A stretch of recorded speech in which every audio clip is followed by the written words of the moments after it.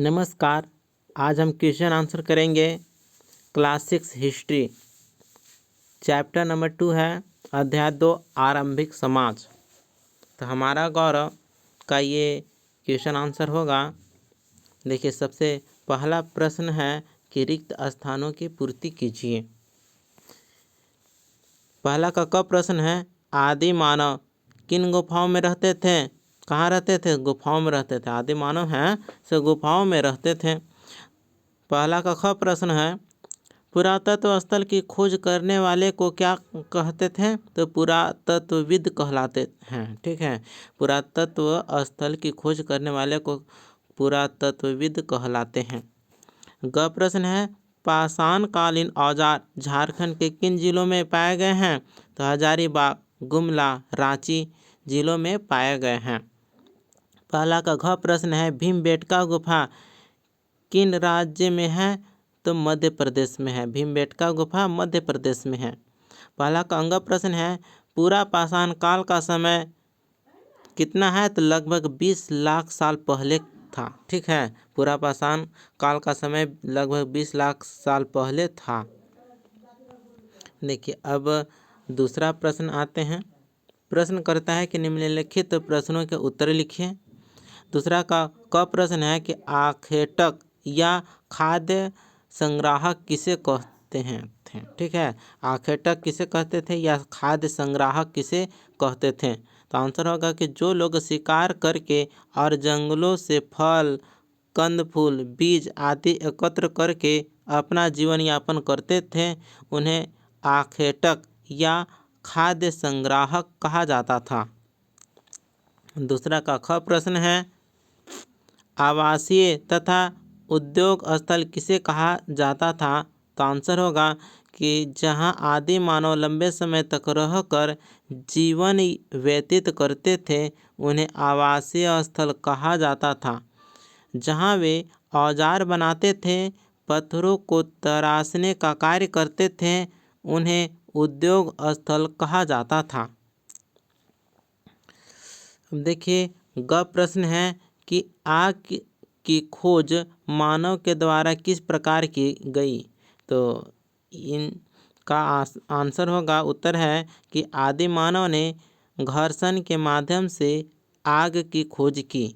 जब दो पत्थरों को आपस में रगड़ा गया तो चिंगारी निकली और सूखी घास या लकड़ी जलने लगी। धीरे धीरे मनुष्यों ने आग को जलाना और नियंत्रित करना सीख लिया। अब देखिए, प्रश्न है कि शैल चित्रकारी से क्या अभिप्राय है? तो आंसर होगा कि शैल चित्रकारी का अर्थ गुफाओं की दीवारों और चट्टानों पर बनाए गए चित्रों से है।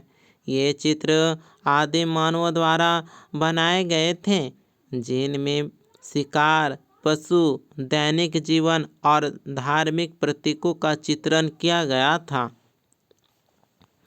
देखिए, प्रश्न है कि जलवायु परिवर्तन ने मानव विकास को किस प्रकार प्रभावित किया था? तो आंसर होगा कि जलवायु परिवर्तन के कारण जंगलों का विस्तार या संकुचन हुआ, जिससे जीवों और वनस्पतियों में बदलाव आया।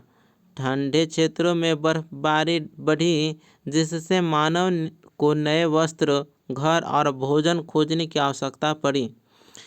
इसने खेती और अस्थायी निवास की ओर मानव को प्रेरित किया। इसके बाद देखिए, तीसरा प्रश्न है। प्रश्न करता है कि आदि मानव कहाँ रहा करते थे? क्या आप उन जगहों पर रहना पसंद करेंगे? अगर नहीं तो क्यों? तो आंसर होगा, आदि मानव जंगलों, गुफाओं और नदी किनारे रहा करते थे, क्योंकि वहाँ भोजन, पानी और आश्रय की सुविधा मिलती थी। मैं उन जगहों पर रहना पसंद नहीं करूँगा, क्योंकि आज के समय में जीवन शैली काफ़ी बदल चुकी है।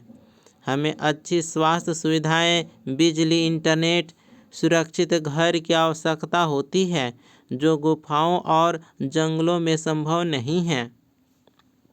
अब देखिए, इसका लास्ट क्वेश्चन है कि आदि मानव के काल को पाषाण काल क्यों कहा जाता है? तो आंसर होगा कि आदि मानव के काल को पाषाण काल इसलिए कहा जाता है क्योंकि इस युग में मनुष्य ने पत्थरों के औजारों का उपयोग किया था।